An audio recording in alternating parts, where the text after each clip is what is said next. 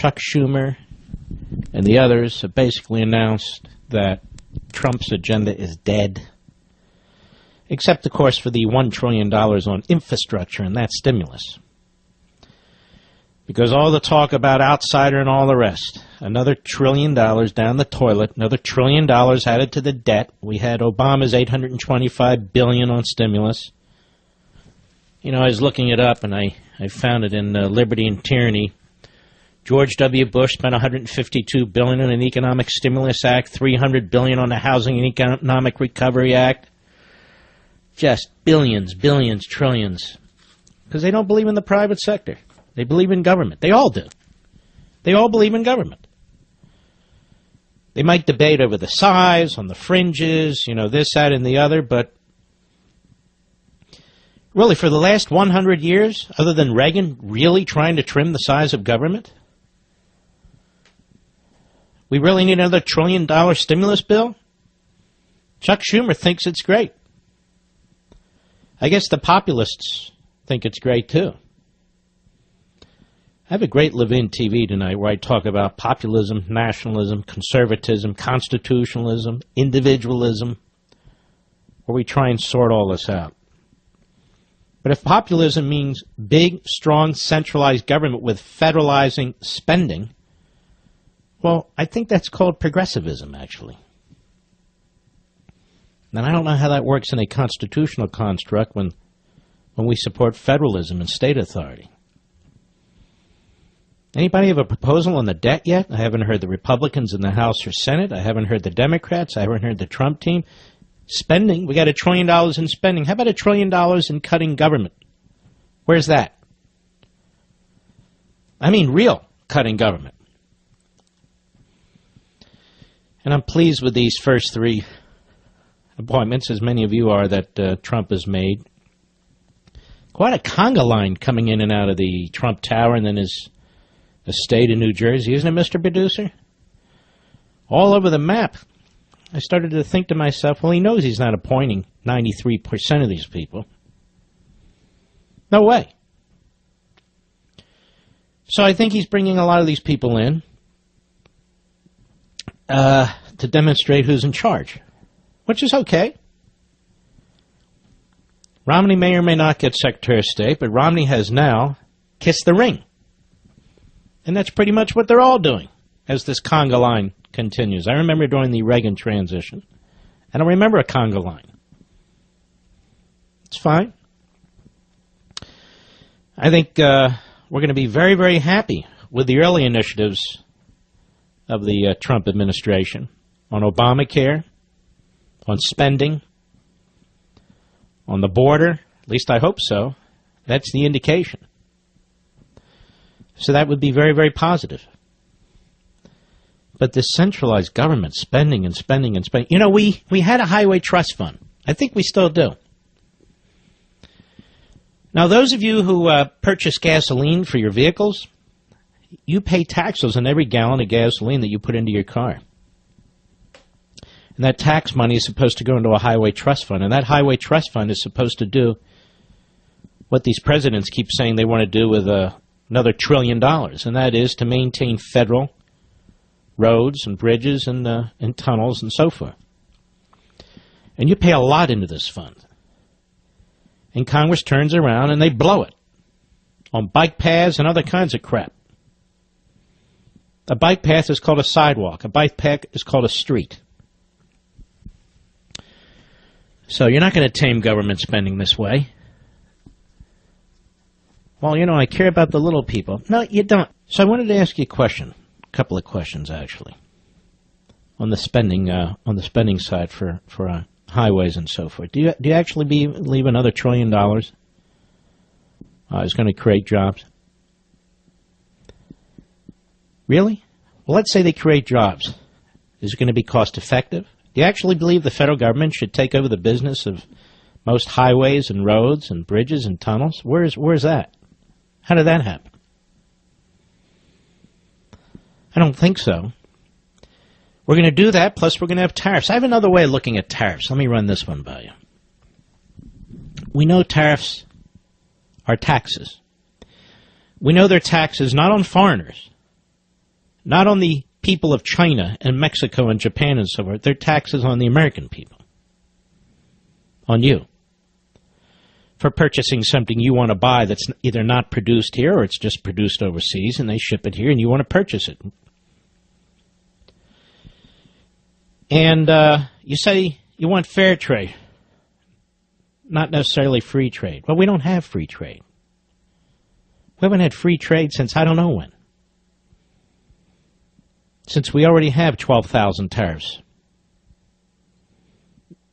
And the reason we have these imports because they're things you want at prices you want. But let's put that aside a second. What's happened here is the statist progressives and the populist statists and their populist progressives, they have a real overlap here. And they want to manipulate and manage the economy. They want to pick winners and losers. And by that I don't mean the American people. By that I mean certain businesses. What is a tariff? It's a tax. You know what else it is? It is a decision by a politician, a president and or a Congress or both, to protect special interests. That's what it is. Now, they can candy coat it and camouflage it all they want and say it's pro-American. It's not pro-American since it costs Americans jobs and drives up the cost to people who are on fixed incomes and people who don't earn a hell of a lot of money. And if we're going to have tariffs on automobiles and air conditioners, why not just have tariffs on everything? Everything. Because by the admission of the protectionists, we don't have free trade really with any country. And we want fair trade with every country. Therefore, anything that comes into America should be slapped with some form of a tax, a tariff, drive up the cost of the American people, and therefore you'll be happy. Now, let me tell you what this really is. Let me tell you what the liberals won't tell you and the pseudo-conservatives won't tell you. Let me tell you what Chuck Schumer won't tell you and Donald Trump won't tell you. This is an effort to win the union vote. Pure and simple. Pure and simple. It's an effort to win the union vote. It's that simple. You'll notice Trump and Schumer, they never talk about industries that aren't unionized. Ever. And yet those non-unionized industries, they have to duke it out in competition with other countries all the time. All the time. So they want to talk about textiles, they want to talk about automobiles, sometimes they want to talk about electronics. But they never want to talk about businesses that are not unionized. This is a sorry, sad, class warfare attempt by left and pseudo-right to get the same vote. That's what it is. It's not for the American people. It's not for, quote-unquote, the workers. There's a lot of workers out there. Some are union, most are not. It's a special interest tax. Infrastructure is another cynical move to buy votes. Camouflaged and dressed up as a we the people thing. No different than when the liberals are talking about free college. That's an effort to buy votes, to attract millennials, younger people, even though it's disastrous for the nation. Just as heavy-duty tariffs, disastrous for the consumer in this country, not the special interest in that particular industry, but the consumer. But in the end, even the special interest industry is punished. Because other countries don't sit back and take it. They just don't. Here, I got into something I wasn't even intending to get into. All right, I'll be right back. Let me ask you folks a question. What's more important, the Constitution or the filibuster rule? What's more important, the Supreme Court or the filibuster rule? Now, this allegiance to the filibuster rule is quite interesting to me. Everybody claims allegiance to it, except I don't even think they know the history of it. The filibuster rule is not in the Constitution. There was no filibuster rule when the Senate first met. Members could talk and talk and talk and kill whatever they wanted, pretty much. Wasn't until 1837 that there was an actual filibuster, and they really didn't have any means to stop it. So the filibuster rule comes later. It comes later. One of the most poignant times was in 1917, at the height of the Progressive era. And there was a Democrat Senate. And that Democrat Senate cut off debate at the urging of President Woodrow Wilson. And other points in our history, it took 66 senators, really 67, to cut off a filibuster. Then it was lowered to 60.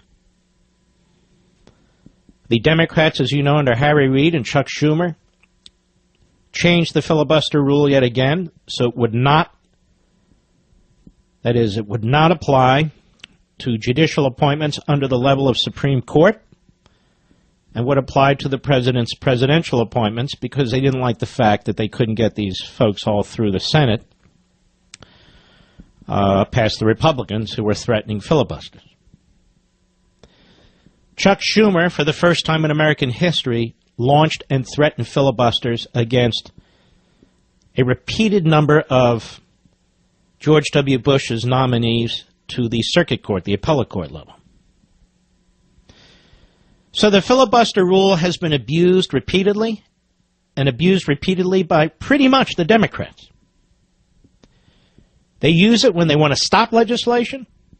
They attack it when they want to enshrine their appointees, particularly to the courts, so they are there to do damage well after their president leaves. The Republican response, for the most part, has been to take it. While they navel gaze or they debate on the history of the filibuster and how important it is to protect the minority and so forth, the Democrats win when they're in the minority, and the Democrats win when they're in the majority. And that may happen again, because Schumer knows, and Mitch McConnell, he's dealing with a low IQ, stuck in the swamp, buffoonish man. Here's Schumer on Meet the Depressed. Cut 5, go.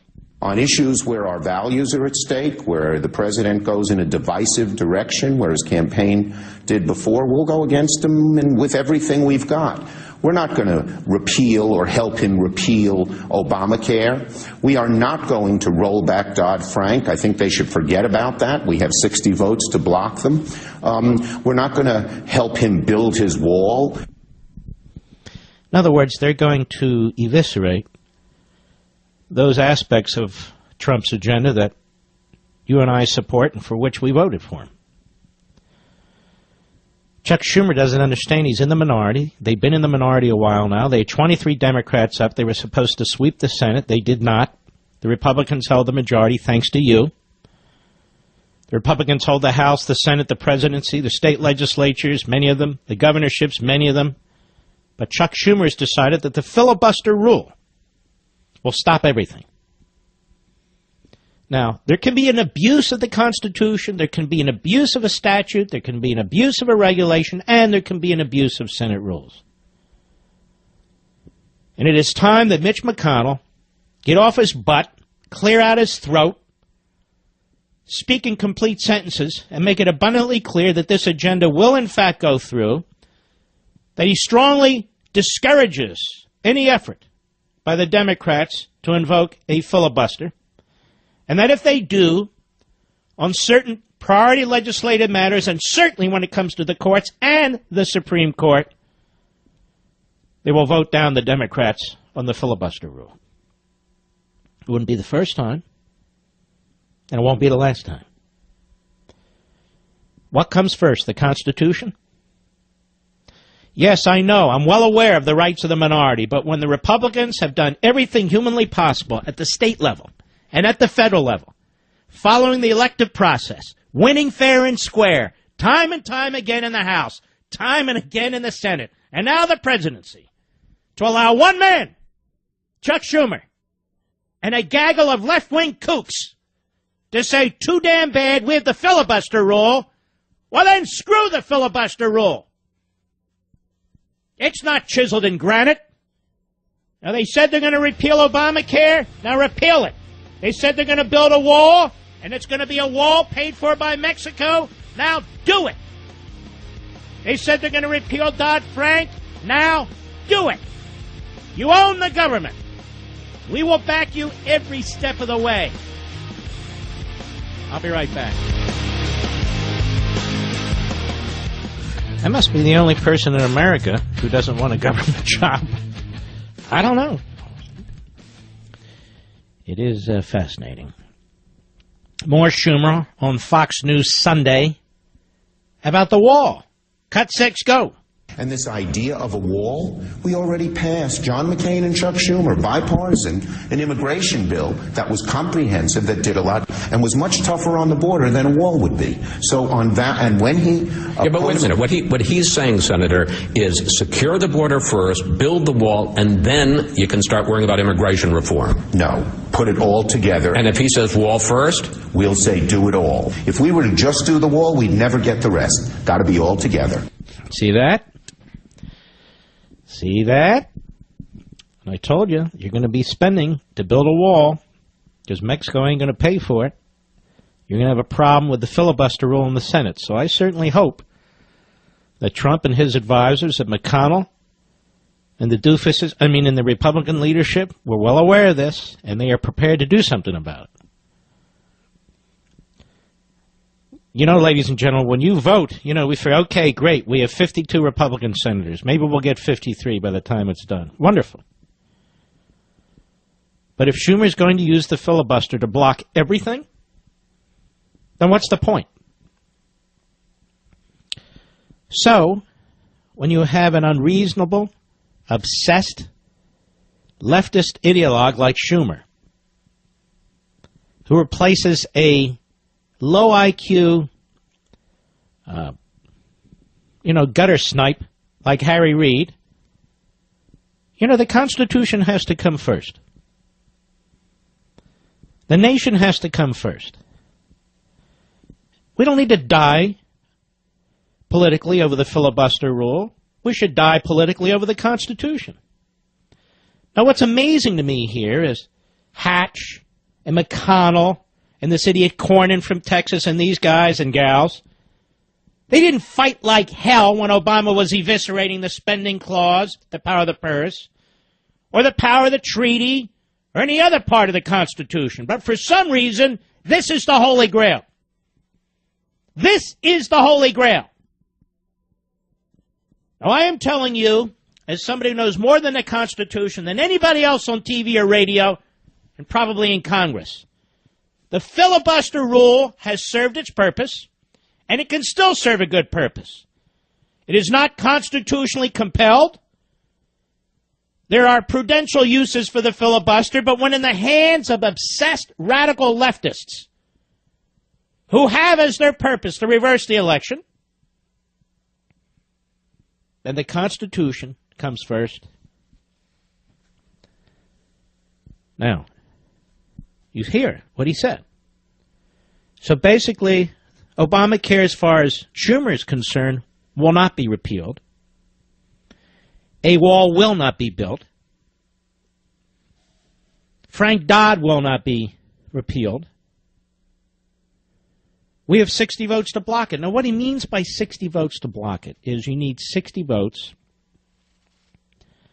without getting into the weeds about their processes up there, but you ultimately need 60 votes to get over a filibuster.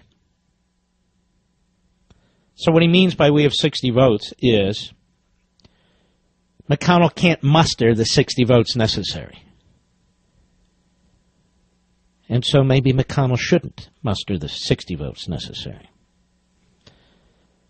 So bad are the Republican leaders in the Senate at messaging, at communicating with the American people. The fact of the matter is that now, rather than lay out the foundation, explain to the American people what's going on, you hear crickets. You hear nothing. Nothing. Now, let's continue.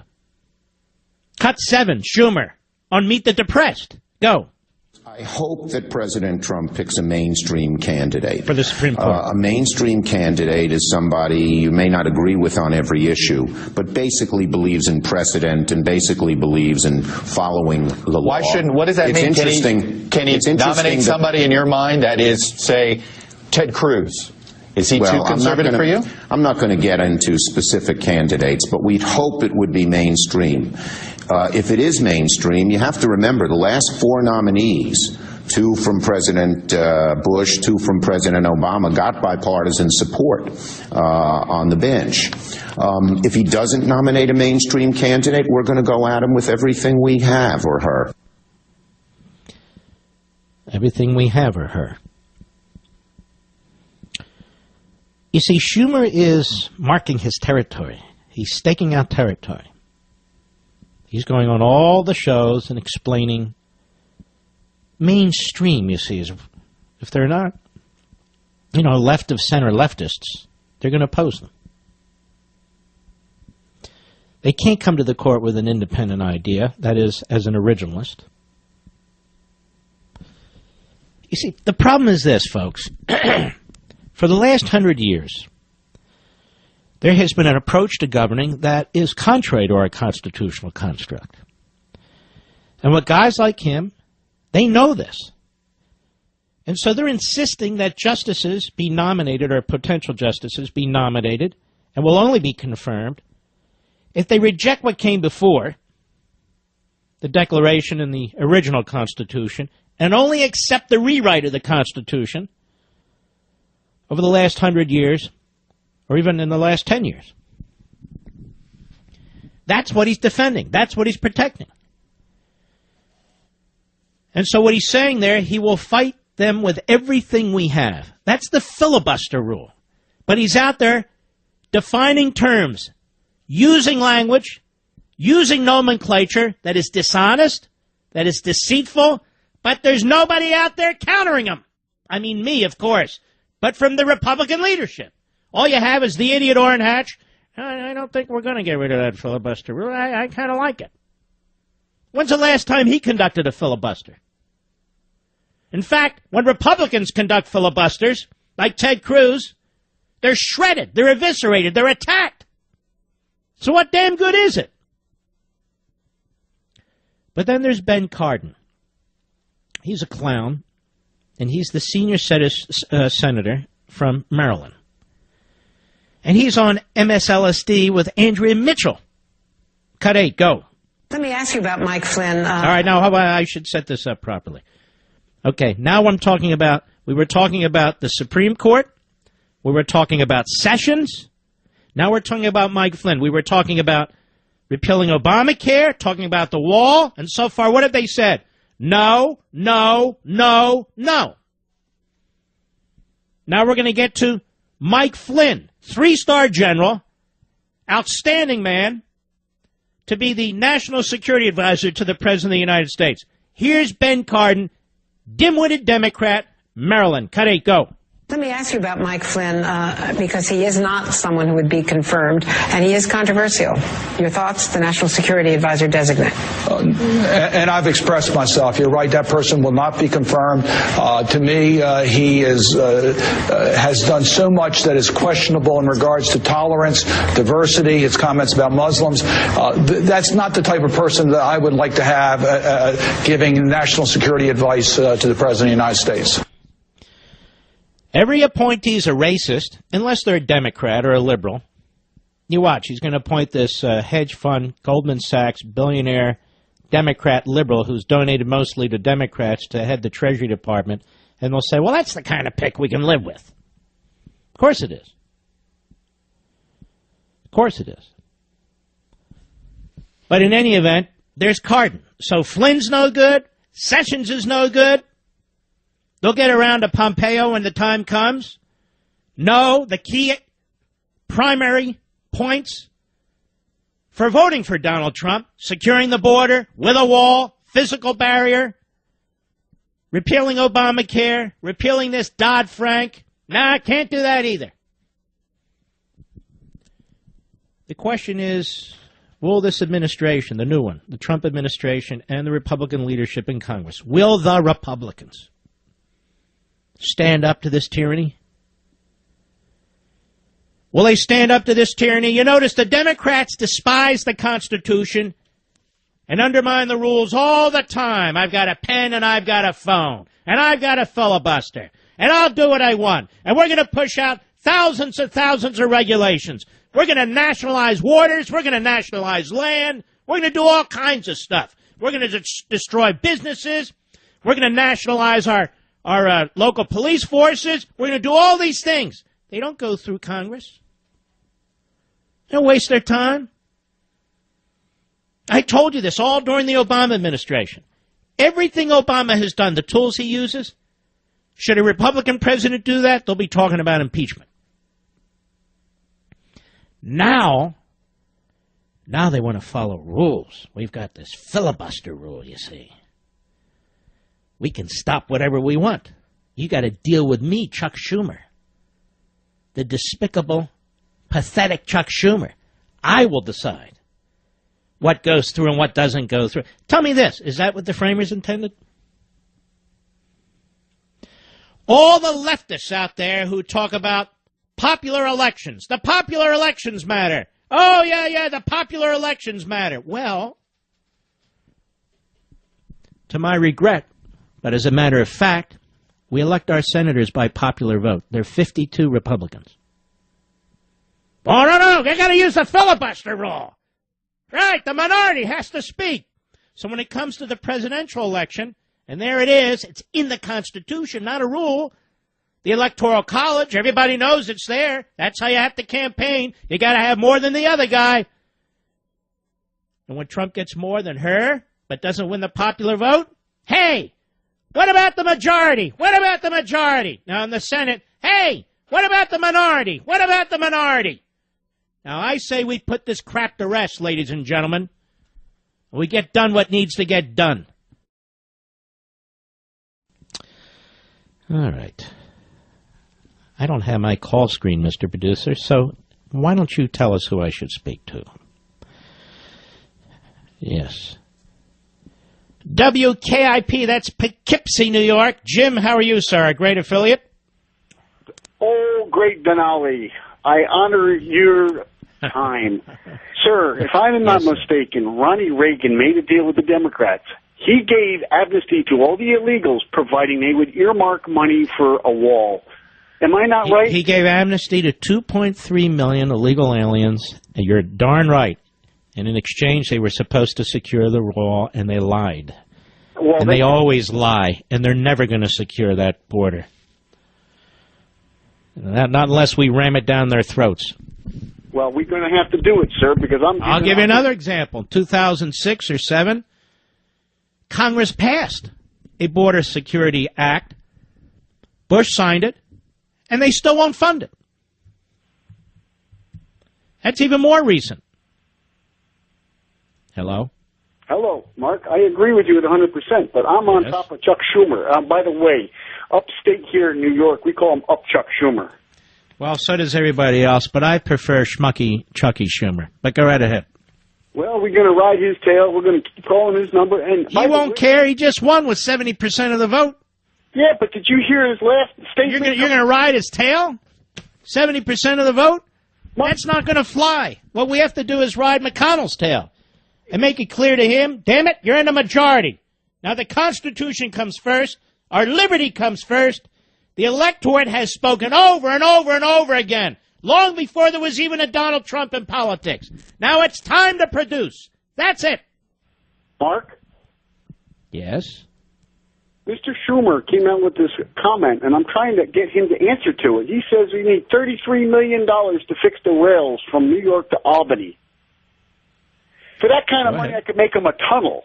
I would like to see where he came out with that number so we can find where the graft is and where all the waste is. 33 million, man, that is mustard money to these guys. That's nothing, man. And that's what's going to happen. Thank you for your call, Jim. With another stimulus bill called an infrastructure bill. This is what's going to happen. It's going to be larded up. It's going to go through the hands of bureaucrats at the federal, state, and local level. By the time the money comes out the other end, it's not enough. It's never enough. All these states and towns, they're putting together their wish lists. I mean, this is progressive, big, centralized government debt spending. That's what it is. Well, we don't care about the debt. I heard that the other day. You don't care about the debt? No, because the interest rates are low. Well, they're not always going to be low, and the debt's piling up. Good Lord. Robert, Grafton, North Dakota, the great WZGF, the flag. Go. Mr. Levin, thank you. I just wanted to tell you, sir, is the priority of my call. I do have a suggestion at the end, but first I wanted to tell you thank you from the bottom of my heart for everything that you have done for our country through this debate and all this nonsense that's led up to our election. I just want to thank you, and I know you'll help keep these folks' feet to the fire. I look forward to it, and I definitely look forward to getting your TV show after the holidays here, help educate my family and my kids. As a Christian, a veteran, a husband, and a father in that order, I just wanted to tell you thank you. I really appreciate it. Well, you're very kind. Well, first of all, you're the vet, so I want to thank you. And I want you to know, and I wasn't planning on saying this to you, I'm going to give you CRTV for a full year, but any vet out there or a person currently in the military, you get $30 off. That's, what is that? That's 30% off for as long as I can force them to do it. And you can go to crtv.com or call 844-LEVIN-TV. But anyway, Robert, tell me what's going on. We got 1 minute. Thank you. I really do appreciate that. That's nothing better than that means don't hang up after the call. All right, go right ahead. Okay, so my suggestion was, and thank you again, I really do appreciate that. My suggestion was, how about we take all this drug money, millions and billions of dollars that they've seized in drug money that would have made its way back down to Mexico. Let's use that money to build the wall. It's not bad. What do you think about that? I think you just gave the Trump folks an idea. So they can at least save face and say, see, Mexico's paying for it. I like that idea. At least pay for some of it, right? That's right. It would have made it back down to Mexico, but not now. Now we'll just use that drug money. They brought the drugs in. That's a great idea. I don't know if it's enough, but it's a start. All right, Robert, God bless you, my friend. Thanks for your call. That was a fast hour. We'll be right back. Let's take a call. All right, let me see where we are here. Matt, Chicago, Illinois, the great WLS. Go. Yes. How are you, Mark Levin? Thank you for having me. This is Matthew C. Scarrow calling you from the Windy City. Well, thank you, but where I live right now, it's pretty windy. We're having gusts 45, 50 miles an hour. I know that's no big deal to you guys, but let me tell you, it's something here. Go right ahead, my friend. Well, first off, I just wanted to say thank you for all you do, all the messages that you send, and you put a good face on conservatism. You were talking about trade deals and about why don't we just put a tariff on everything. Well, it's my opinion, Mark, that we do put a tariff on everything.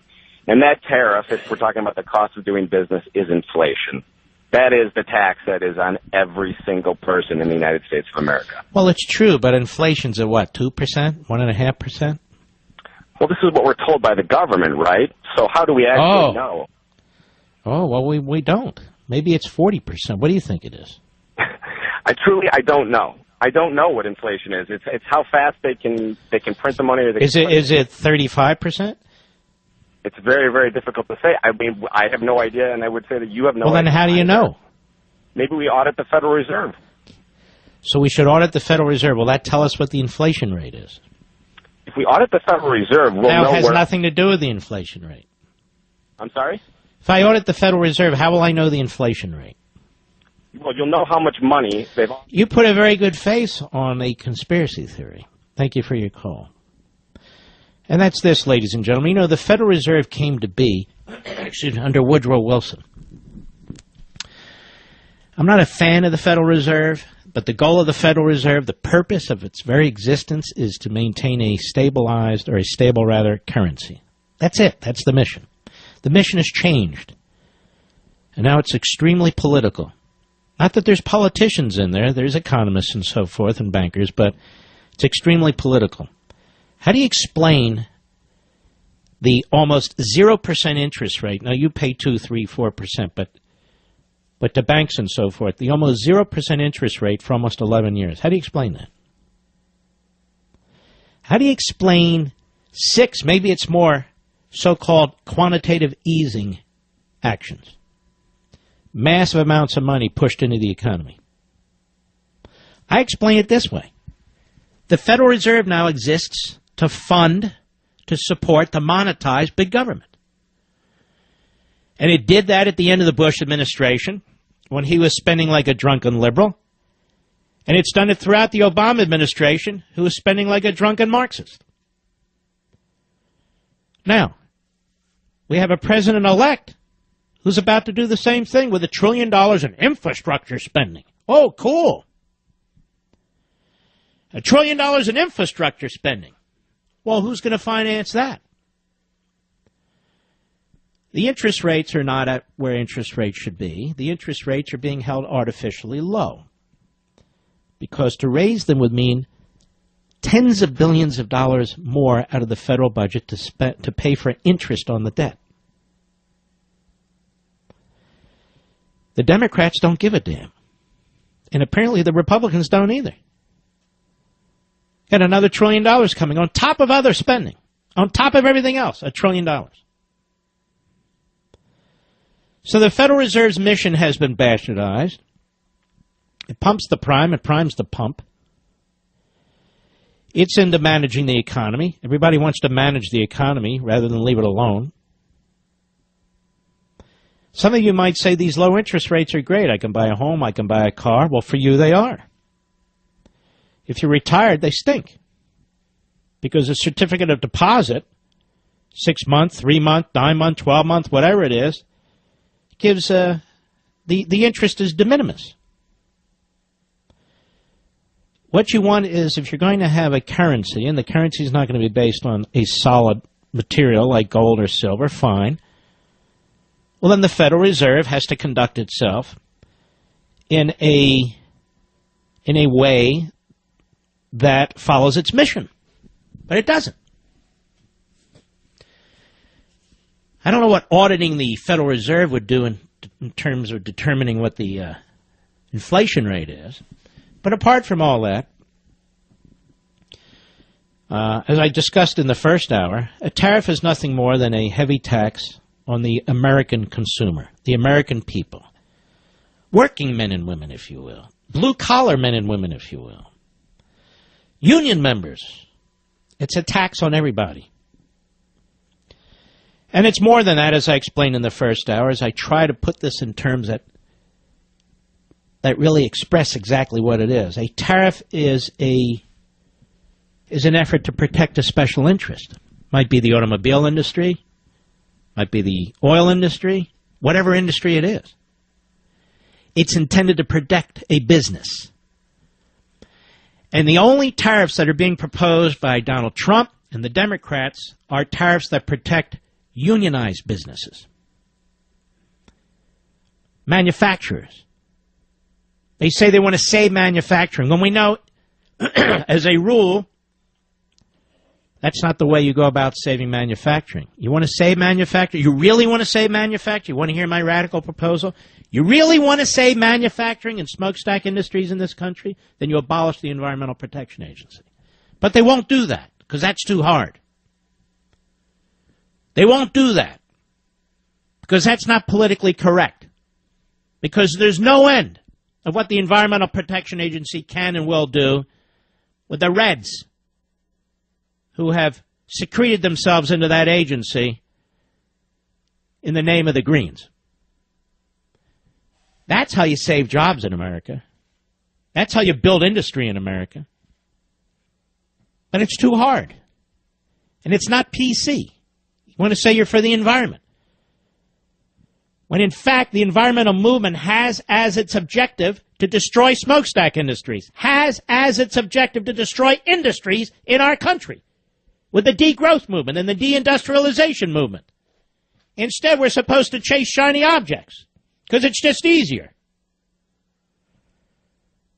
So when you hear this talk about tariffs to protect American jobs, those are tariffs that are intended to protect special interests at the cost of the general public.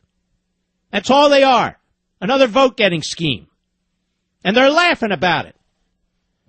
Both parties, they think this is hilarious. They're laughing at you because you actually believe if they raise taxes on you, not the citizens of other countries, on the American citizen who's already squeezed, who's already having trouble holding on to their job or finding a job, that somehow if we tax something and it drives up the cost of something, that's going to save American business and the working class and blue collar. No, it's not. It's a special interest tax. That's what it is.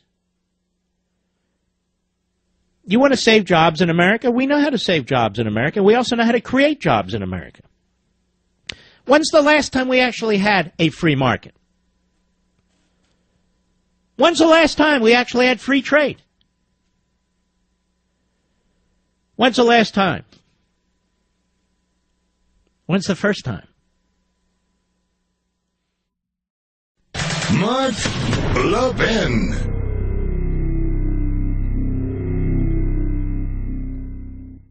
Pete, Homestead, Florida, Sirius Satellite. Go ahead.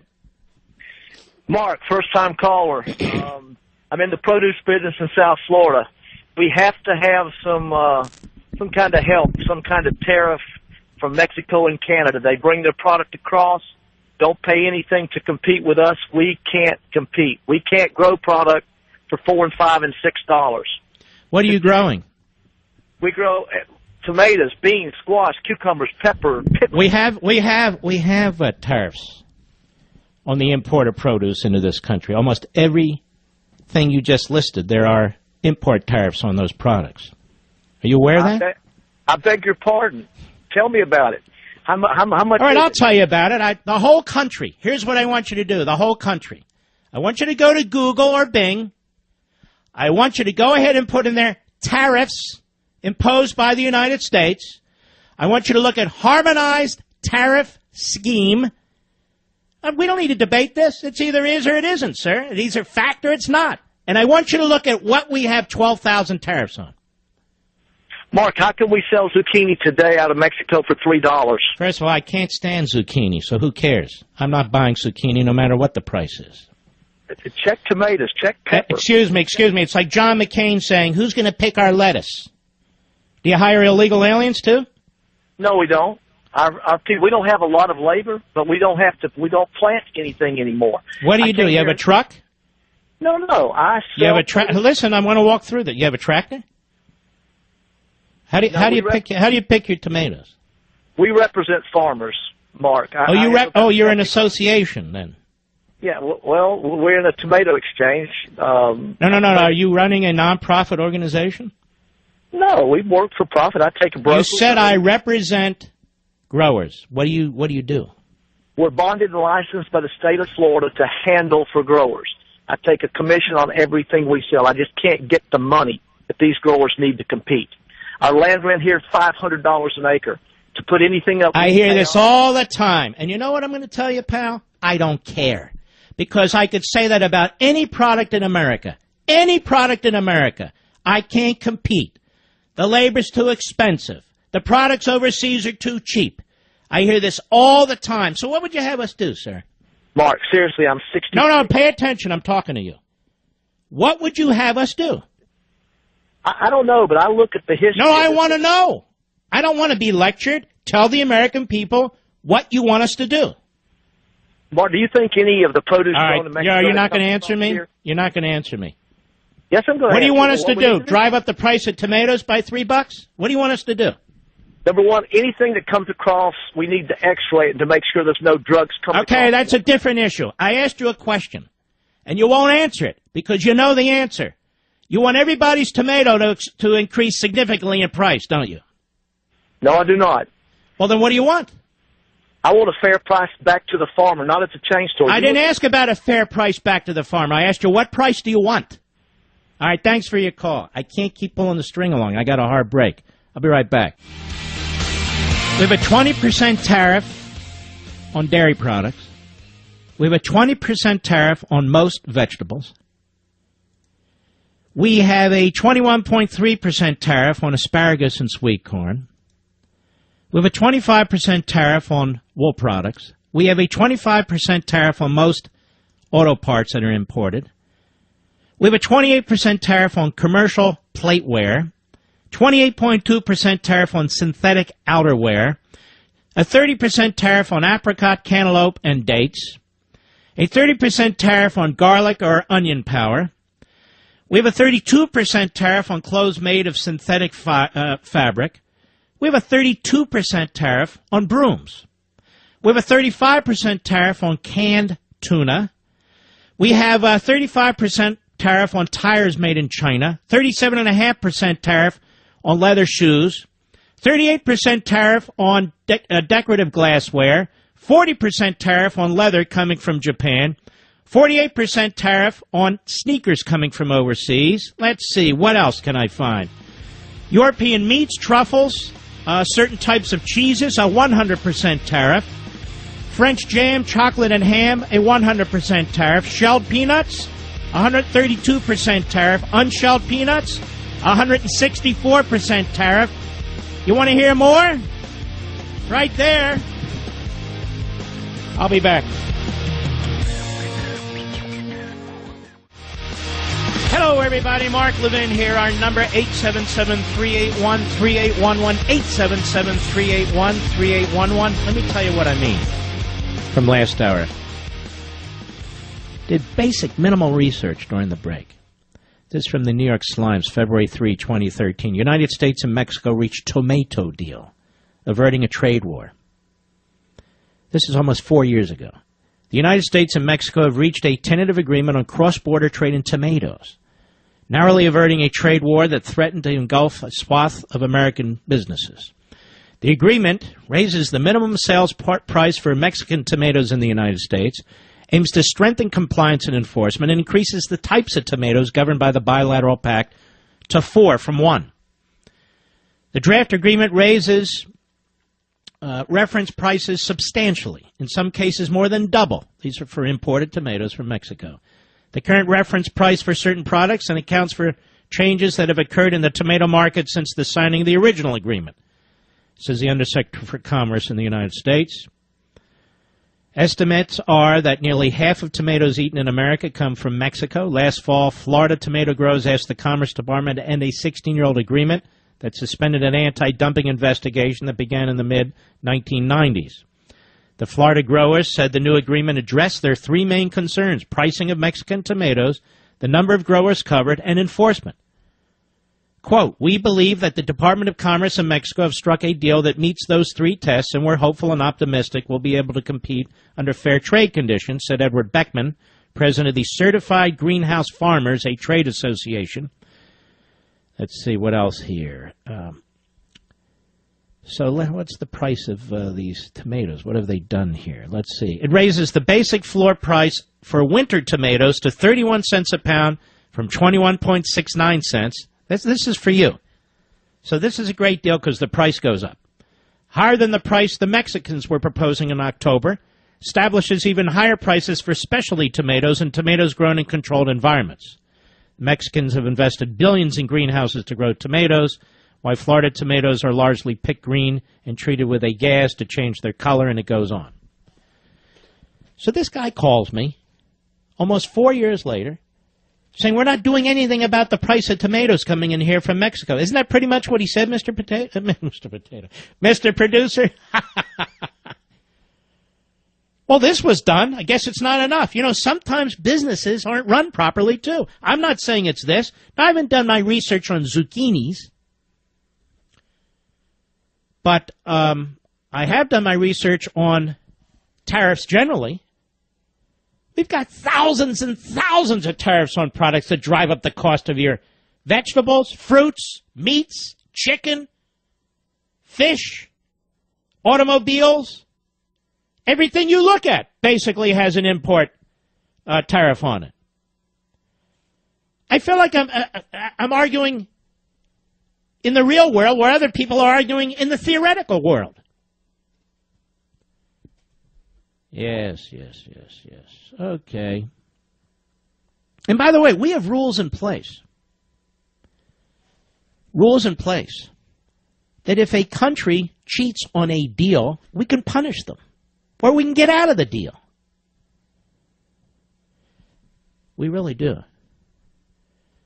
I'm not interested in debating the tariff gives us a temporary short-term period to do X, Y, Z. Can somebody please tell me, other than under Reagan, who had a short-term tariff when it came to the Harleys, when we've had a short-term tariff that has been eliminated, for the most part, unless it's part of a side agreement? We have 12,000 tariffs, more than 12,000. Now, if I were your typical radio host, I wouldn't even discuss this because I'd be afraid of losing audience and ratings. Or when I point out that a lot of the tariffs really all the tariffs that Trump and his people are talking about involve unionized businesses because they want the union vote. You can't, don't say that. I'm a populist now. I'm not a conservative. What? Yeah, no, listen. Fair, not free. Fair. We want fair, not free. I'm a populist. Why? I'm for the people. What do you mean you're for the people? I'm not for the people. No, shh.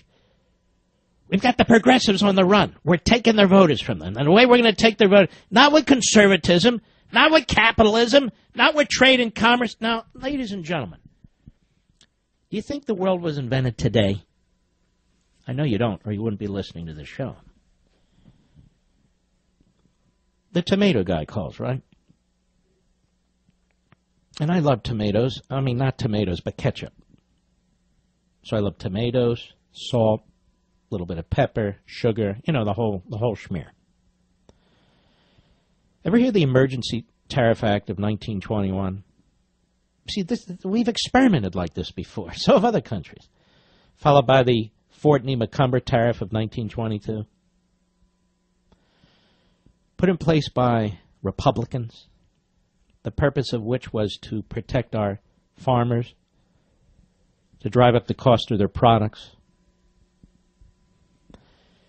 And what happened was the first indication of a coming depression. They took a terrible recession and they turned it into a soft depression, and then later they turned it into a full-blown depression. And then Roosevelt, with his infrastructure spending and his programs and redistribution of wealth and regulations and centralization and his brain trusts and all the rest of it, drove unemployment to 24% at one point. The Fort-Lee-Macomber tariffs of 1922, the progressive Republicans, the populist Republicans, put this in place.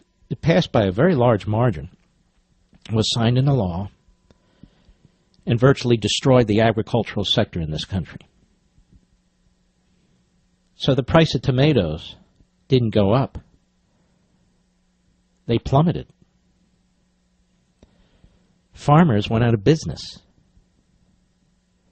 That's what happened.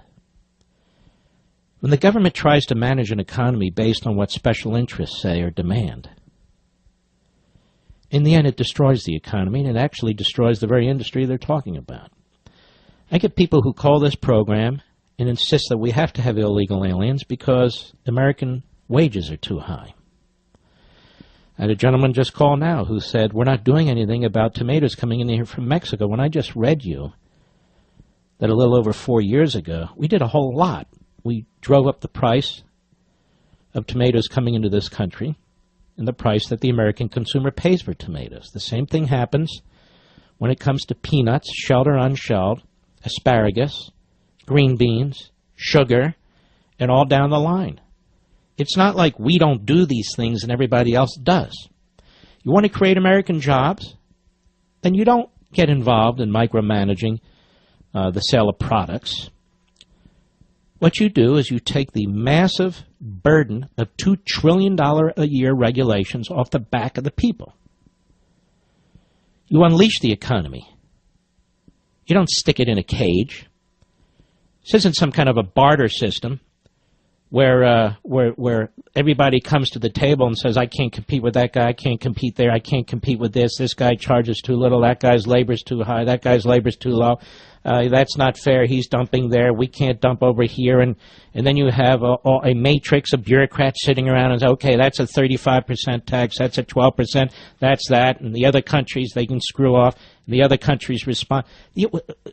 We can't survive doing that. And we won't survive doing that. And we can't have just endless taxes imposed on products that come into this country in order to accommodate special interests. We've got to help the country as a whole. And don't think that these things are being done out of virtuous and noble intentions. I'm going to save the American worker. Well, they're screwing the American worker because they're driving up the cost of everything the American worker, all of us, use and need and desire. We have to protect American industries. Okay, then slash the EPA and OSHA. That's what you do. The greatest threat to our smokestack agencies, industries, it's not Mexico. It's the Environmental Protection Agency. It's OSHA. It's Washington. I don't know how many more times I can say this. Ask these businesses, what's your biggest problem? And they'll tell you what their biggest problem is. You know, I talk about a lot of this on Levin TV tonight, but I talk about a lot more, too. Progressivism, nationalism, populism, individualism, constitutionalism, conservatism. I try and sort it all out. I think it's one of the best Levin TVs yet. Of course, I think that every time I do it. But that's just me. But you can become your own researcher. You can become independently knowledgeable about these things. You don't need to be an expert on tomatoes or peanuts or just go look. Don't accept what politicians tell you. Don't accept what the media are telling you. Be your own little investigator. It doesn't even take that much time. Look at the harmonized tariff rules on imports. It's so lengthy you can't even finish reading it. It's not free trade. I don't know the last time we've had free trade. And you can never have perfectly free trade. Anyway, I get that. But we need more free trade, not less. And everybody who has a gripe wants the government to step in and take care of them, whether it's a massive big business or some little business. What they want to do is actually destroy competition. Now, that gentleman who called, he didn't call here and tell us the truth. He's not a farmer. He didn't call here and tell us the truth that, in fact, 3.5 years ago, an arrangement was entered into, which his association actually supported, driving up the cost of Mexican tomatoes by over 30%. Tomatoes that you purchase. He didn't tell us any of that. He just said, we can't stay in the business because of all the tomatoes coming in here from Mexico. And I asked him, well, what's the right price? He wouldn't tell me. So what's the price? What price should you charge? What price should you get? He wouldn't tell me. A lot of these cases, if you dig a little deeper, you learn a lot more. Now, I haven't really investigated zucchinis because I don't care about zucchinis, of course, but I'm just tongue-in-cheek on that, but I'm just saying. I'll be right back. We have a 6% duty or a tariff fee for all zucchinis coming into the country and state sales tax for you zucchini lovers out there. Tomatoes, much, much higher. Just saying. So if you're vegetarian, I mean, you know, what is this? Oh, just saying. Ryan, Hope, Kansas, the great KNSS. Go. Thank you, Mr. Levin. I just wanted to tell you that I 100% agree with what you're talking about, like with the excise taxes and whatnot. I have a small auto repair shop in Hope, which is a town of like 350 people. And 9 months ago, I sold some semi-tires to good customer of mine, and these tires ran this customer $266 a piece. Now, because of the federal excise tax that comes in on all imported tires, these tires are going to run him $290 a piece. So you do the math: 8 tires times $290 versus 8 tires times $266. Dollars. That's a pretty big deal, you know, when you're buying tires at that, you know. And this is my point. So a special interest is protected, and some guy who needs tires for his tractor or his truck, now he's got a huge increase. And you're talking about a little town. People aren't making a fortune. They're just trying to get by. And just by sitting there, your price jacks up. Right. Yeah. So everybody has to get to the table and fight for their scrap, and that's not the way it's supposed to work, is it? Right. And a lot of it is like the American tire manufacturers are the ones that caused this, because of all these overseas tire manufacturers in Korea and especially in China. The American manufacturers themselves even have plants over in these countries, but because of the cheaper tires, we have a big tariff on the Chinese tires now. Yeah, it's a huge tariff. But that's what I'm saying. A lot of these companies that build tires in the United States have plants over in other. But here's the problem. Like, your call will be the rare call about this. People would rather call and give me theoretical arguments, or people would rather call and argue based on myths, like we're not putting tariffs on anything, and we're being abused and cheated and so forth. Now, if that's happening with China, then we ought to deal with China. I got all that. But worldwide, that's really not the way it works. And then you'll have people say, we're running an $80 billion trade deficit. And I'm thinking, what does that mean? That simply means the American people want certain things from overseas, maybe like oil or what have you, to bring brought into the country, and maybe they're not the end users. Maybe they're using it to manufacture something, to produce something, to create something. Maybe that's actually being put to productive use. To simply say we're running an $80 billion trade deficit, it doesn't mean anything. If I were to say to you today, okay, as a matter of federal law, we can never have a trade deficit, maybe that means we'll get less oil in the country. Maybe it means we'll get less something else that we need in the country.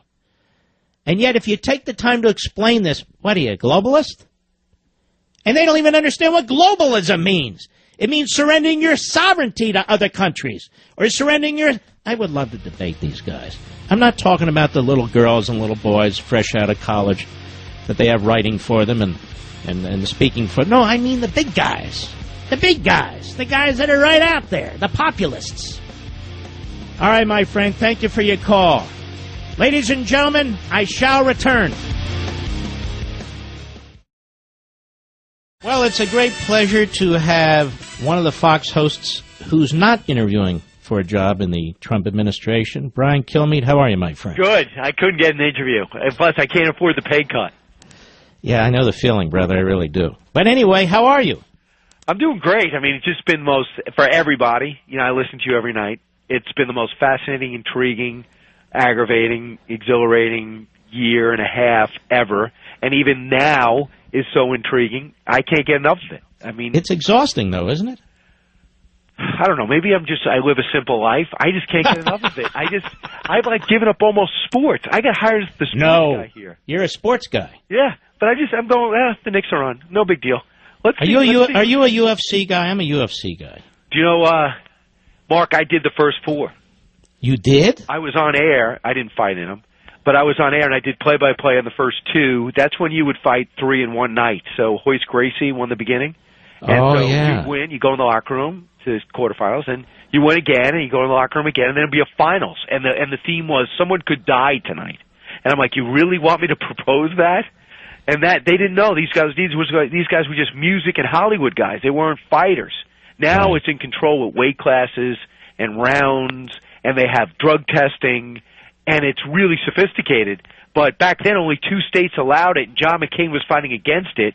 So to see where it is today, they used to tell me, get it off your resume, you're never going to get another job. And now people come up to me all the time and say, was that you? Well, here's the thing. I used to watch it when they were fighting outside. Didn't they do that? And outside arenas. Those are just bar brawls. What are you talking Well, maybe about? they were. I don't know. But, you know, when I first caught this stuff, I sat there. They were running rerun. I sat there for 6 hours, and my kid said, "Dad, what are you doing?" I said, "I can't help it." You know what it was? This came from Brazil. And when they showed me the original videos to see if I thought it would work here, and I was the closest thing to a sports guy that these guys knew, and I said, it's crazy. I go, what's going on? I go, these fights last for 12, 15, for 45 minutes. They just no rounds. And they just would be choked out or knocked out. And that's the way it ended. And these Brazilian guys would be like anacondas. And you think they're losing, and next thing you know, the guy on top is choking. Oh, I know. It's unbelievable. Well, by the way, I loved your book, Thomas Jefferson and the Tripoli Pirates. As a matter of fact, remember you did a signing at Mount Vernon? I was there with my Julie and you. You remember that? And you were there with your cousin? Yeah, a year ago, because he worships you, my cousin Phil. And actually, you did Phil. Too. You showed up twice for me. Once in Mount Vernon, and then you showed up again in Virginia. Right, Tyson's and Corner. It was fantastic. And it was fun. You're really you're fun to be around. You're fun to be around in person too. But the book is Thomas Jefferson and the Tripoli Pirates: The Forgotten War That Changed American History. Now I want you to remind me because it's out in paperback now, Mr. Producer. Let's put that up on my social sites, please. It's out in paperback, which means it's nice and cheap. Anybody can get it for the holidays.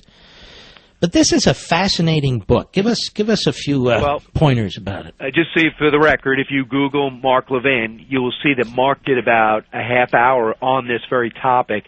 I'm just about done with the book, and someone just said, I heard Mark Levin talk about this thing for almost an hour. And I listened to it, and it was so on the money.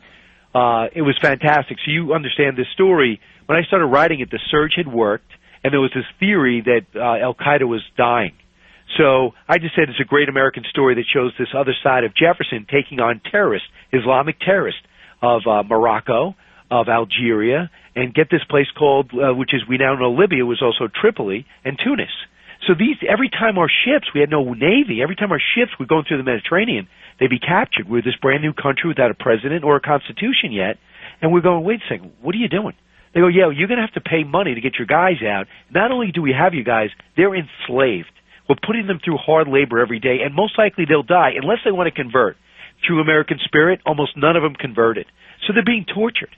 So when we finally get a president, and and they sit down, they go, Adams said, I met these guys. If we fight them, we have to fight them forever. I say we just pay them. Jefferson said, the world is watching. If we show weakness, we'll be patsies for the rest of our existence. Let's show we're going to stand up for ourselves. And the parallels till today is so true. When we give in to Iran and we pay to get hostages back, we give up more hostages 2 weeks later. When we do a deal, nothing's changed. You heard James Clapper last week. Nothing's changed. Iran's behavior has gotten worse. It's the same Islamic extremist attitude. Not all Muslims, Islamic extremists, Shia and Sunni, that they smell weakness when you do anything but fight them and stand them down.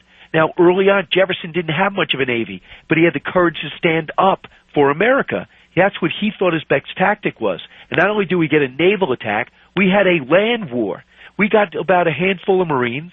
We got some mercenaries, a deposed leader, and this guy named William Eaton went 500 miles through the desert looking at the stars without maps and took a standing army in 2.5 hours because we're Americans. And these Marines were determined. When outnumbered, they do this thing called they charge. And it just shows you what we're capable of because we fought for the right reasons, but we didn't go for total victory. What I did in the afterward is talked about what Madison did. After the War of 1812, while it was going on, they took our guys again. And then Madison said, we had to go back and teach these guys a lesson. Stephen Decatur leads the charge, and we go back, and we're so intimidating with our ships and navy and our skill. Not only do we get our guys back, but we made them sign a treaty and pay us for the inconvenience, and then we freed the whole world hostages. Even the Pope of that day, Pope Pius VII, said America has done more for the cause of Christianity in their time than all of the European powers done of their existence. So this isn't just an American guy running an American story.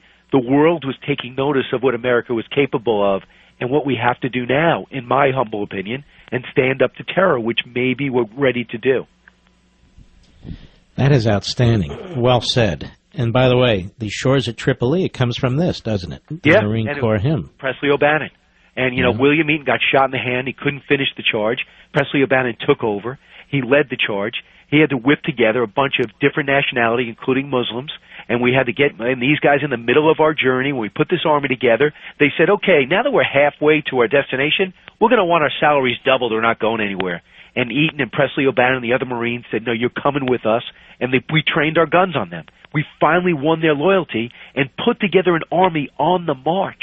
It's an unthinkable thing that if I did this in a movie, if I did it in fiction, they'd say this is just not plausible. It's not going to fly. But this is what we're capable of, and so good were William Eaton's maps that Rommel used them in World War II. Wow. Let me ask you something. This is a lot of work, writing a book. I know I'm writing my 7th, and it takes up my weekends and everything else. Did you preview what your book is, by the way? No, I'm not. I don't discuss it because there's too many plagiarists in this business, backbenchers who can't help themselves. So you're speaking about Hannity. No, no, I'm not. You are. But I know what he's saying. he's one of my best buddies. So you get me in trouble. By the way, has he ever put you in a headlock? No. Is he strong? He's like a martial arts guy now. He's like a brown belt. Well, you know, there's a lot of people out to get him. No, hold on, buddy. But he walks around and says, "You know what I'm doing?" I say, "No, here, headlock." I'm going, "Whoa, whoa, whoa." What? Yeah, there are a lot of people taking shots at him, aren't there? It's unbelievable, you know, and that's just saying that's when I said this is an intriguing situation. I've heard your show. I know where you're coming from. I understand you're very disappointed with some people here and other places, maybe even me, and it's okay. But everybody is forced to you know what? look Let at me this tell you like something. without a template. I get over it fast. I get like, I'm really intense about it, and then I'm like, well, who gives a damn? And then I move along. Well, I know, because I remember you decided to endorse Trump, and I know how you felt about a lot of things he did, but you just looked and you said he's the best option we have. Well, he's the only one that can beat her. At that, I mean, he was the Republican nominee. What were we going to do? Back Evan, what's his name? How many votes did Evan, what's his name? Not to be offend, but he grabbed some staffer off Capitol Hill, and I'm supposed to rally around him? It doesn't work that way.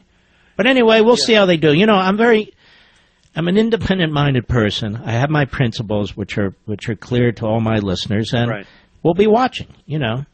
And where Trump is right, and I hope he's right a lot, we're going to be the army that supports him because he's up against Schumer, and they're out to destroy him. I hope they understand that in the Trump camp. But maybe when you have your job interview tomorrow, you can tell them. But what? My only hope is, Mark, that he understands that his party is flat on its back. They're sitting there obstructing, being selfish and self-absorbed has got them nothing but less Senate seats, less House seats, no voice in the legislature, and about, 18 governorships? So they are flat on their back, and he is nothing if he's not a survivor. My sense, he might come to play. And he's got about 10 Schumer? senators. Yeah. What are you drinking? But there's about 10 senators that are going to bypass him because they're going to lose their seats. They're in Trump states. And if they don't go with Trump in certain circumstances, they're not going to have a job. And where did loyalty get them in the past? My hope is there's some survivalist on the left. Boy, you're very optimistic. I am. I like this about you. You're like Ducey. Ducey's very optimistic, I notice. He's always happy. You guys get up at 3 in the morning. Right. You can barely clean out your eyes. You take a shower. You put on a suit. You hope the tie matches. You eventually get in there, and you're sitting there, and you got to put a smiley face on. That can't be easy. Well, you know what? If I was doing stuff I didn't want to do, I know this is getting well be on the glass half full. I just love this stuff, and it's so intriguing. And I know that I'm not in a vacuum because wherever I go, people want to talk about it. If they're not talking to me, they're talking about it behind me. So to have a chance to lead that storyline, and when you get up, there's 4 or 5 things that have happened, and you could be the first to say it. And I've been doing this now for 19 years. Holy mackerel. Yeah, and I just am thrilled to do it. And to be able to do that on radio right after, because when Tony Snow went to the White House, I got his radio show. And to be able to talk for 3 hours afterwards, and that's when you really you love this, and I know you love it. Oh, yes. Because you have a chance to freelance on issues. And you know what? People call up a lot, and I'll just say, you know what? That's a great point. I like having a conversation with people, talking to guests at a lengthy time, not 2.5, 3.5 minutes like it is. But, I mean, isn't it like past your bedtime now? I mean, you get up at, 3 in the morning? What do you do? No, I don't go to bed till 10 o'clock. I just don't need much sleep. And what time do you get up? 2:30. Holy man. I don't need much sleep either, by the way. But still, I go to bed about the time you wake up. Isn't that funny? Well, I get my 3 hours sleep no matter what. Well, what do you do? So that you're trying to tell me you don't watch me? No, I watch the reruns of you, of course. Oh, okay. No, good. I watch you guys. You're very good. What am I going to do? Watch the morning schmo? I can't stand that guy or his show. But that's a whole other story. Is he up against you?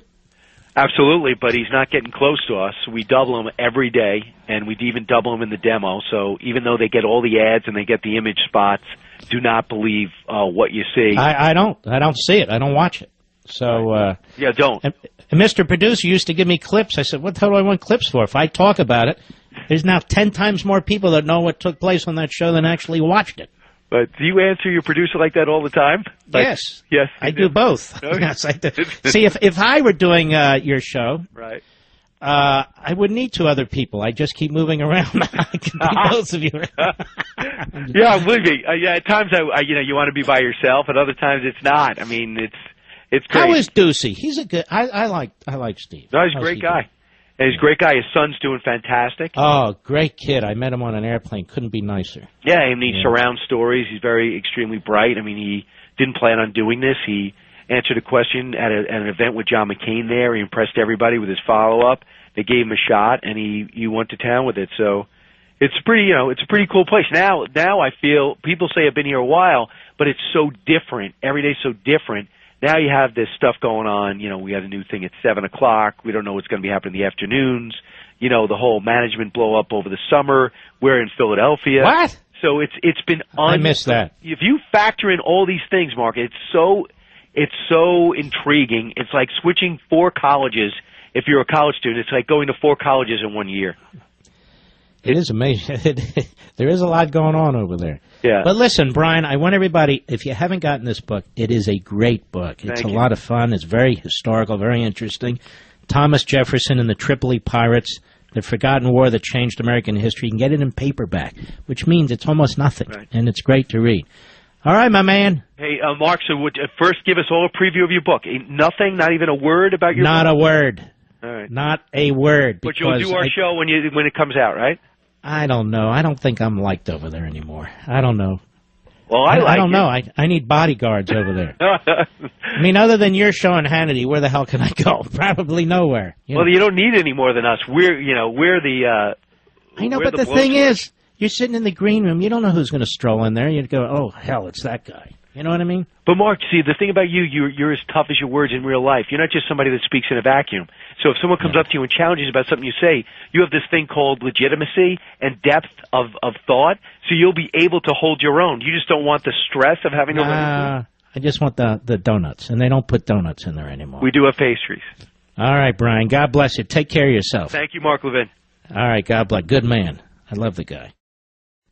Mark Levin.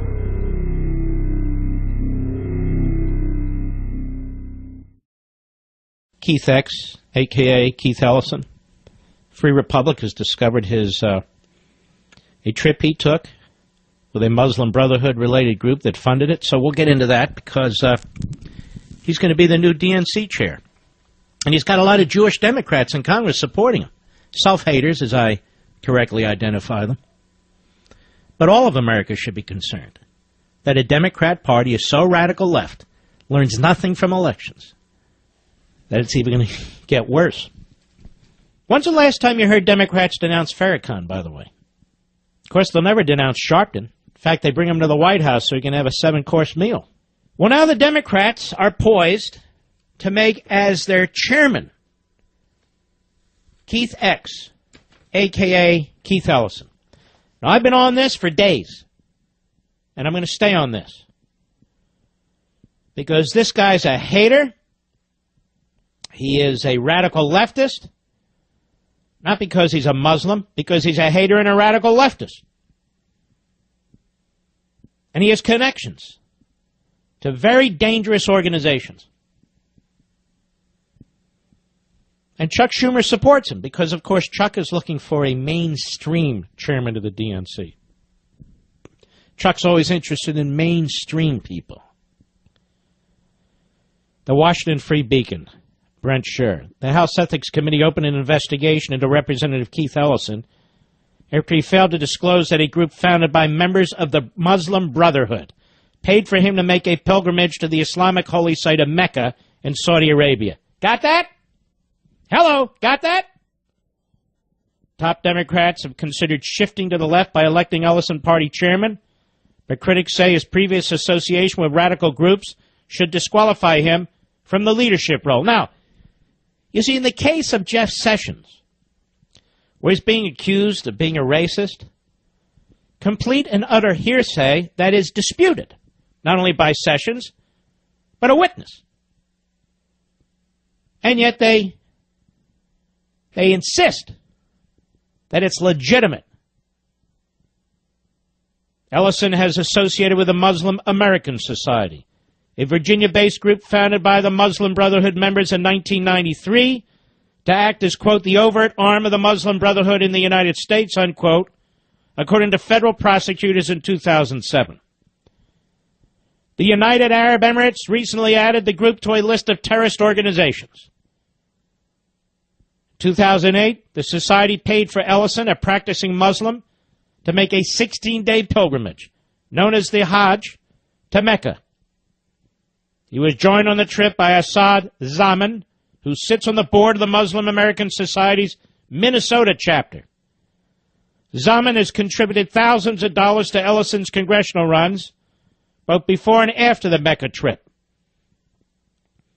8 months after Ellison returned from the trip, the House Ethics Committee questioned why he didn't disclose the amount of money that the Muslim American Society paid for him to take the trip, which qualifies as a gift to a public official. Following the committee's investigation, Ellison was told that he had to disclose that his trip cost the Muslim American Society $13,350.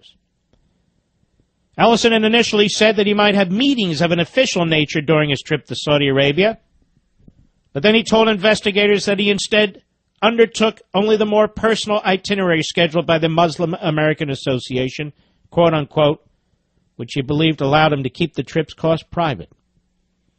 At the time, Ellison said he was not privy to the internal workings of the Muslim American Society, but the trip took place years after it was revealed that the organization was founded by members of the Muslim Brotherhood.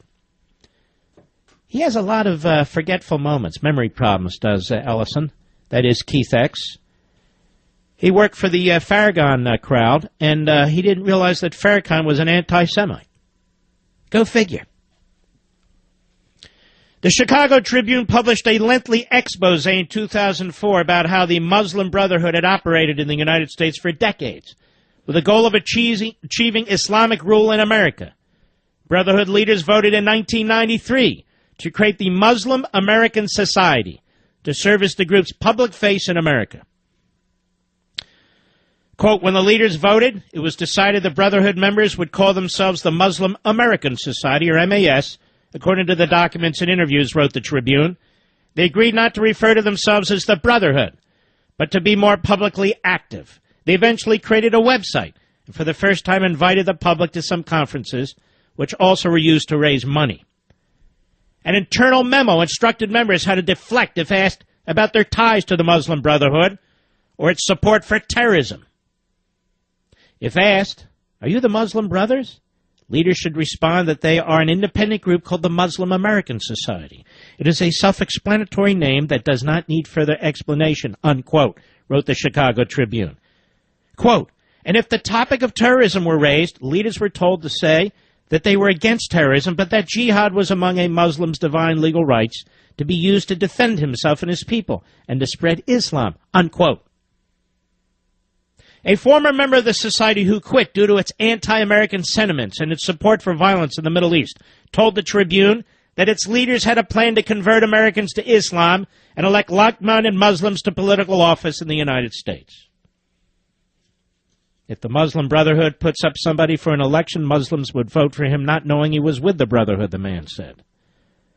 The society's leadership acknowledged at the time that the group was rooted in the Muslim Brotherhood, referred to the Ikhwan, but said it had since grown into something else. Ikhwan, Brotherhood members, founded MAS, but MAS went way beyond the point of conception, an MAS official told the Chicago Tribune. But a Muslim Brotherhood official in Egypt said that being open about the Muslim American Society's full ties to the Brotherhood would create, quote, security inconveniences, unquote, for the group in the United States. I don't want to say MAS is an equine entity, said the Egyptian official. This causes some security inconveniences for them in a post-9/11 world. Kyle Schettler, director of the Center for Security Policy's Threat Information Office, said that Ellison should have known about the Muslim American Society's radical roots at the time of his trip. He said the Muslim American Society had been identified as an arm of the Muslim Brotherhood, both in reputable news reports like the Chicago Tribune, as well as by the federal government by the time Ellison made his decision to accept the 2008 trip. Schettler said, if we are to be charitable, at a minimum, Ellison ought to have known the nature of the organization he was associating with, as even the most basic due diligence would have discovered it. Of course he knew. Guy's lying through his teeth. Of course he knew. He's in Washington. He's a congressman. He's a Muslim. He doesn't know what this organization is about. Of course he did. That's why he took the trip. Ellison's office and the Muslim American Society did not respond to numerous requests for comment. Ellison's involvement with the Muslim American Society was not limited to his one trip to Saudi Arabia. He was also the keynote speaker at annual conventions held by the Society's Minnesota chapter in 2007 and 2008. Marty Bray, who was the Society's executive director at the time, celebrated Ellison's 2006 election to the House of Representatives, which marked the first time a Muslim was elected to Congress.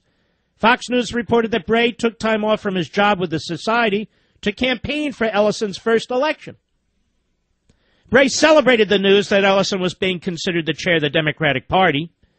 Evidence about the Muslim American Society's radical nature continued to emerge in the years following Ellison's trip. And a member of the Muslim Brotherhood convicted in the United States for links to terrorism told federal prosecutors in 2012 that, quote, everyone knows MAS, the Muslim American Society, is the Muslim Brotherhood, unquote. Now, this is the man who Chuck Schumer and Bernie Sanders and Elizabeth Warren and the Democrats want to run the Democrat National Committee as chairman. This is hard evidence of the radical nature of this man and his ties to extremely dangerous organizations. And yet he's proposed to run the Democrat National Committee. Let me ask you a question. Have you heard about this much on NBC or ABC or CBS or CNN or MSLSD? Have you? Has this been headlined everywhere like it should be? If I swap out Keith X's name for Steve Bannon, would it get attention then? I wonder what Howard Dean thinks about this. Has anybody asked Howard Dean? Has anybody asked Howard Dean? No, they've not asked Howard Dean. But Howard Dean was asked about Bannon on CTV, whatever the hell that is. And Mediaite was there to catch it. Cut 10, go. He appoints a reasonable person who's much more conservative than I am, but for somebody you can talk to his chief of staff, and then the senior advisor is a Nazi. I mean, what, you know. Okay, hang on. Slow down. Well, this is interesting. You're talking about Reince Priebus, who is the chairman of the Republican National Party, right? He's now his chief of staff. Right. Steve Bannon, who ran something called Breitbart News. Right, which is a far-right anti-Semitic publication. No, it's not. Oh, I have my disagreements with the boys and girls over there. But we're on friendly terms. Our disagreements are philosophical, and not all disagreements. They're not anti-Semitic. And if I were Steve Bannon, I would sue. I would sue Howard Dean for defamation and take him for every damn thing he's worth. Public official or no public official, to me, this breaks the threshold that the Supreme Court set in the Sullivan decision. He just called Bannon a Nazi. Now, them is litigation words. Them is fighting words. Go ahead. Well, he's anti-Semitic, he's anti-black, and he's anti-women. People like to throw around this word Nazi. It's a pretty big word. It's a big word, and I don't usually use it unless somebody's really anti-Semitic, really misogynist. That's incredible to me. Absolutely incredible. And this is yesterday, after I've spoken out, after Dershowitz has spoken out, after the Zionist Organization of America has spoken out, after many, many Jews who are familiar with Bannon, familiar with the site, after we've explained all the Jews that work for him. His partner is Jewish. They set up the Jerusalem, outlet that they have there with Aaron Klein. Is a good guy, Jewish. Very pro-Israel, very anti-radical Islam. I'm telling you, it's a strong case if Bannon decides to bring it, and he ought to bring it, because this guy's a punk. He gets away with saying the most outrageous stuff. Now, he wants to be the chairman of the Democrat National Committee. Are there any moderates left in the Democrat Party? Are there any moderates left in the Democrat Party? I don't think so. Certainly not in the leadership. Certainly not among these this gaggle of lightweights. I'll be right back. Won't have to be outdone. There's CAIR. C-A-I-R. With its ties to Hamas. CNSnews.com, our great friends there. President-elect Donald Trump has offered the key post of National Security Advisor to former Defense Intelligence Agency Chief Lieutenant General Michael Flynn. That's a 3-star general. Flynn, who served as head of the DIA from 2012 to 2014, has been advising the Trump campaign. He's also an outspoken critic of radical Islam and Sharia's, that is Islamic law, and has attracted the ire of the Council on American Islamic Relations. Now, this organization was born in Philadelphia at a meeting in a hotel by Hamas-connected groups, by Muslim Brotherhood-connected groups, and so forth and so on. And now they claim to be the civil rights organization for Muslims in America. And so they've come out against Lieutenant General Michael Flynn. They're unhappy with him. So let me see if I can keep this straight. If you're a conservative Republican, you're by definition a racist, a xenophobe, a homophobe, an Islamophobe, and even a Nazi. Now, these are the terms being thrown around by these front groups for the radical left. These are the phrases now being thrown around by some of the radical nutjobs who are in the senior positions of the Democrat Party. Now, they're not under attack by the Anti-Defamation League, which is run by a former Obama hack, or the Southern leader, the Southern Poverty Leadership, whatever it calls itself, which is also a left-wing hack operation these days. No, they're in bed with organizations like this. We're going to have to fight to get these men confirmed, and we better. We better. There's no excuses anymore. I'll be right back. 4 police officers shot, executed, really. Police officer who died, I believe it was San Antonio. Now, I'm serious, Mr. Producer. Have you read anything coming from the Oval Office? We haven't found anything, and we looked. We have an epidemic going on in this country now. It's not police officers shooting minorities for the fun of it. We have people shooting police officers for the fun of it. And is it too much to ask the President of the United States and the Attorney General to speak out? This all goes back to Ferguson as far as I'm concerned. Then Baltimore, and then on and on and on. No, these politicians don't actually have their fingerprints on the gun. But they have created an environment of hate and violence. And people have lost their lives. And I'm saying it exactly the way it is. This is what the left does. It's what the left has always done. It's what the left has done in Europe, with all the carnage there over the last century. It's what the left does in this country Cities weren't burning in the 1960s because, because Republicans were pissed off. Rioting is exclusively a Democrat/liberal response. They have a monopoly on rioting. You see what I'm saying? Absolute, complete monopoly on rioting. And most of the time, the rioters are Democrats. And they're rioting against the status quo. And yet, remarkably, the status quo for so much of the last century has been created by them, the Democrats, and the left.